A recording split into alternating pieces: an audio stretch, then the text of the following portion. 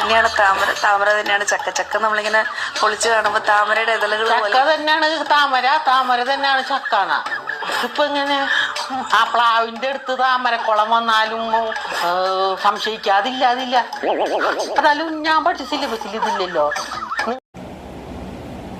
ഏവർക്കും എൻ്റെ വ്ളോഗിലേക്ക് ഹൃദ്യമായ സ്വാഗതം. ഇന്ന് ആരും, ഞാൻ മാത്രമല്ല, ഇത് കണ്ടാൽ നിങ്ങളെല്ലാവരും ചിരിക്കും. ചിരിച്ചിട്ട് നിങ്ങളുടെ വായക്കകത്ത് പല്ലുണ്ടോ എന്ന് ശ്രദ്ധിച്ചാൽ മതി. അത്രമാത്രം നിങ്ങൾ കൂടുകൂടാ ചിരിക്കുന്ന, നിങ്ങളെ ചിരിപ്പിക്കുന്ന ഒരു വർത്തമാനമാണ് ഇപ്പോൾ കഴിഞ്ഞ ദിവസം ഒരു സംഗിണി പറഞ്ഞിട്ടുണ്ട്. ഇവൾ സ്ഥാനാർത്ഥിയാണോ അതോടൊപ്പം ഈ BJP സ്ഥാനാർത്ഥിക്ക് വേണ്ടി പ്രചരണം നടത്തുന്ന സ്ത്രീയാണോ എന്നൊന്നും അറിഞ്ഞുകൂടാ. ഈ എന്ത് തന്നെ ആയാലും ഈ സ്ത്രീയുടെ വാക്കുകൾ ഒന്ന് കേട്ടു നോക്കൂ എന്താണെന്ന്. തന്നെയാണ് താമര. താമര തന്നെയാണ് ചക്ക. ചക്ക നമ്മളിങ്ങനെ പൊളിച്ച് കാണുമ്പോൾ താമരയുടെ ഇതളുകൾ ചക്ക തന്നെയാണ് താമര, താമര തന്നെയാണ് ചക്കാണ. ഇപ്പൊ ഇങ്ങനെ ആ പ്ലാവിന്റെ അടുത്ത് താമരക്കുളം വന്നാലും സംശയിക്കാതില്ല. അതായാലും ഞാൻ പഠിച്ച സിലബസിൽ ഇതില്ലല്ലോ. നിങ്ങളിപ്പോൾ കേട്ടില്ലേ എന്താ ആ സ്ത്രീ പറയുന്നത്? വല്ലാത്ത പറച്ചിൽ തന്നെ കേട്ടോ. എന്ന് പറഞ്ഞാൽ ഞങ്ങളുടെ ചിഹ്നമായ താമര, ആ താമരയെ ഒന്നുകൂടെ വിശദീകരിച്ചു കൊടുക്കുന്നത് നിങ്ങൾ കാണുന്നില്ലേ? ചക്ക പോലെയാണെന്ന് പറഞ്ഞത്. ചക്ക മുറിച്ചാൽ അതിൻ്റെ ഇതളുകളും ഒക്കെ കാണുമ്പോൾ ഏകദേശം ഒരു താമര പോലെ ഇല്ലേ? അപ്പോൾ ഈ തരത്തിലാണെന്നുണ്ടെങ്കിൽ ഈ സ്ത്രീക്ക് അവളുടെ ഭർത്താവിനെ പോലും മാറിയാൽ തിരിച്ചറിയാൻ കഴിയുമെന്ന് തോന്നുന്നില്ല. അവളുടെ മക്കളെപ്പോലും മാറിയാൽ തിരിച്ചറിയാൻ കഴിയുമെന്ന് തോന്നുന്നില്ല. കാരണം ചക്കയോട് ഉപമിക്കാൻ താമര ചക്കയോട് ഉപമിക്കത്തക്ക രീതിയിലേക്ക് ഇവളവിടെ പറഞ്ഞ് പൊങ്ങിപ്പോയതാണ് യഥാർത്ഥത്തിൽ. ആലോചിച്ച് നോക്കൂ. ഇനി ചാണകം യഥാർത്ഥത്തിൽ പശുവിനോട് ഉപമിക്കും അല്ലേ? സാധാരണ രീതിയിൽ വായയോട് പൃഷ്ഠം ഉപമിക്കും അല്ലേ?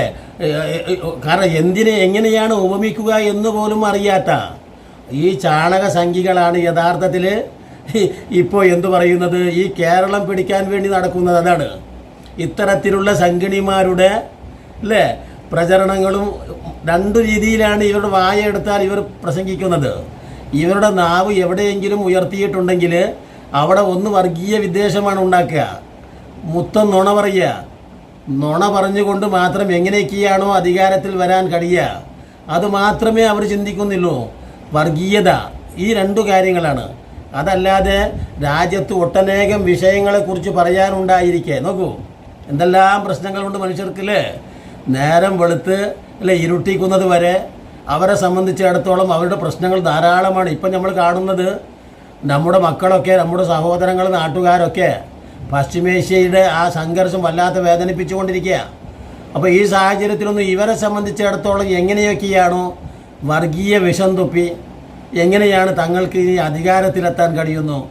സാക്ഷര കേരളത്തിലും എവിടെയെങ്കിലും ഇപ്പോൾ ഒരു സ്ഥാനം തട്ടിയെടുത്ത് ഭരണം സ്വന്തമാക്കി അല്ലേ? ആ മുഖ്യമന്ത്രി ആയിട്ട് സുരേന്ദ്രനെ നിയോഗിച്ച് ശ്രീധരൻ സ്ഥലം വിട്ടു കഴിഞ്ഞു. മെട്രോ ശ്രീധരൻ കഴിഞ്ഞ പ്രാവശ്യമായിരുന്നു എന്ത് തന്നെ ആയാലും ഒരു 19 സീറ്റ് നേടി മറ്റുള്ള 2 മുന്നണികളിൽ നിന്നും കുറേശ്ശെ സീറ്റുകൾ ചാടിപ്പിച്ച് ഏകദേശം 75-74 സീറ്റ് നേടി മുഖ്യമന്ത്രിയാവാം എന്ന് വല്ലാതെ പ്രതീക്ഷിച്ച ഒരു കിഴവനായിരുന്നല്ലോ മെട്രോ ശ്രീധരൻ. പക്ഷേ ശ്രീധരനെ കുറിച്ച് അത് അനുഭവിച്ചറിഞ്ഞതിന് ശേഷം ആ മോഹൻ തന്നെ ശ്രീധരൻ ഉപേക്ഷിച്ചു കളഞ്ഞു. എന്താ വെച്ചാൽ അത് നടക്കൂല. സാക്ഷര കേരളമാണ്, സന്മനസ്സുള്ള മനുഷ്യരാണ് 99% ഈ കേരളത്തിൽ കഴിയുന്നത്.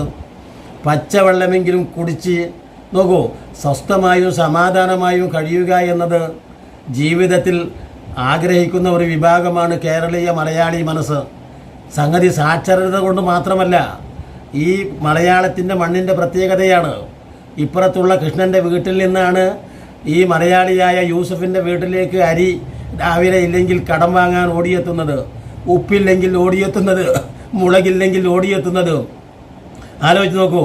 എൻ്റെ വീട്ടിൽ ഈ യൂസഫ് എന്ന ഞാനില്ലെങ്കിൽ എൻ്റെ മക്കൾക്ക് എന്തെങ്കിലും പ്രശ്നങ്ങൾ സംഭവിച്ചാൽ അവരെ എടുത്തോടി ഡോക്ടർമാരുടെ അടുക്കൽ കൊണ്ടുപോകുന്നത് എൻ്റെ അപ്പുറത്തുള്ള ചന്ദ്രൻ്റെ വീട്ടുകാരായ മക്കളായ സുനിൽകുമാറും ശ്രീധരനുമാണ്. അപ്പോൾ ഞാൻ വീട്ടിലുണ്ടോ ഇല്ലയോ എന്ന് പോലും എനിക്ക് നോക്കേണ്ടതില്ല. എൻ്റെ അയൽവാസികൾ അത്രമാത്രം പരസ്പര സ്നേഹത്തിൻ്റെയും പ്രവാചകൻ പറഞ്ഞ ആ വാക്ക് ഫിറ്റായിട്ടുള്ള ഇതാ തബഹത്ത മറക്കത്തൻ ഫാക്കിസിർ മാഅഹ ഓ തഹാഹദ ജീറാനക്ക, അയൽവാസിയെ കരുതി കറിയിൽ ലേശം വെള്ളം വെച്ചോ എന്ന് പറഞ്ഞ പഠിപ്പിച്ച പ്രവാചകനാണ്. അവിടെ മതം നോക്കിയിട്ടില്ല, മതം ചോദിച്ചിട്ടില്ല. അതുകൊണ്ട് തന്നെ എൻ്റെ മക്കളുടെ സംരക്ഷണം എൻ്റെ അയൽവാസിയായ വിജയേട്ടൻ്റെ ബാധ്യതയായി കാണുന്ന ഈ നാട്ടിലുണ്ടോ? ഈ സംഖ്യകൾ അക്കൗണ്ട് തുറക്കാൻ കഴിയുമോ? യഥാർത്ഥത്തിൽ എന്തു തന്നെ പറഞ്ഞു, ചക്കയല്ല താമര ഇനി താജ്മഹൽ പോലെയാണ് എന്ന് പറഞ്ഞതുകൊണ്ട് ഇവിടുത്തെ ആളുകൾ നോക്കൂ, നമ്മളൊക്കെ പറയുമല്ലോ, ഈ ചന്ദ്രനെ നമ്മൾ സാധാരണ രീതിയിലുണ്ട്, ചന്ദ്രനെ നമുക്ക് ഇതാ നിങ്ങൾക്ക് വരുത്തിത്തരാം എന്ന് പറഞ്ഞാൽ പോലും ഈ ഫാസിസത്തെ നമ്മൾ അംഗീകരിക്കുമോ? കേരള മണ്ണ് അംഗീകരിക്കുമോ? കേരള മണ്ണിൽ സ്വീകരിക്കുമോ? ഇത് ഗുജറാത്തിൻ്റെ മണ്ണല്ല, ഇത് UP-യുടെ മണ്ണല്ല.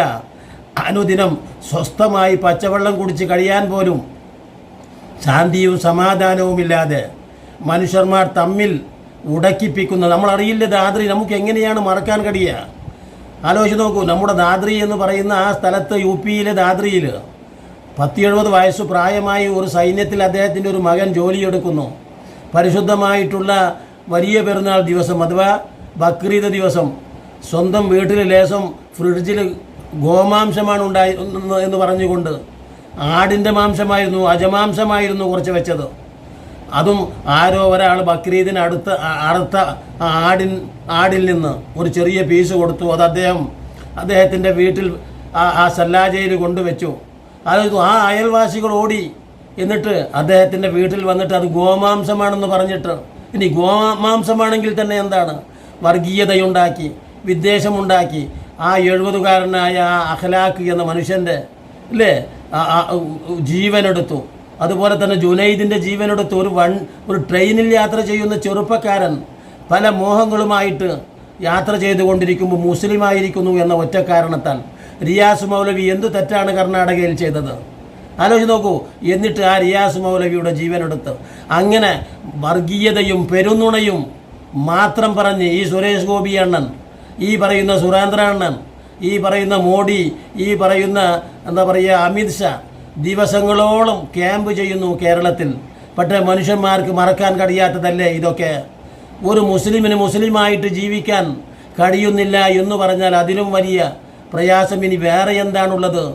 ഭരണകൂടം നമുക്ക് കോരിച്ചൊരിയുന്നതിനേക്കാൾ നമ്മുടെ അന്തസ്സും അഭിമാനവും നിലനിർത്തി അല്ലേ ആ ഒരു എന്താ പറയുക നമ്മുടെ അസ്തിത്വത്തോടു കൂടെ ജീവിക്കാൻ പോലും സമ്മതിക്കാത്ത ആ ഭരണകൂടം ആലോചിച്ച് നോക്കൂ. എന്നിട്ടാണ് ആ ചാണക സംഖ്യകൾ അവരുടെ ഉപമകൾ കൊണ്ട് ആലോചിച്ച് നോക്കൂ, ഈ വക പറച്ചിലുകൾ കൊണ്ട് ഭരണം അല്ലേ, ഈ വക പറച്ചിൽ കൊണ്ട് മനുഷ്യന്മാർ സാമാന്യ ബോധമുള്ള പ്രത്യേകിച്ച് സാക്ഷര കേരളത്തിൽ ഇവരാരെങ്കിലും സ്വീകരിക്കുമോ എന്ന് പറഞ്ഞുകൊണ്ട് അല്ലേ ഈ പറയുന്ന എന്താ പറയുക ശശികല വിജയസാധ്യതയുണ്ട് എന്ന് പറയുന്ന ഒരു സ്ഥലമാണ് ഇപ്പോൾ യഥാർത്ഥത്തിൽ പ്രതീക്ഷിച്ചു കൊണ്ടിരിക്കുകയാണ് പാലക്കാട്.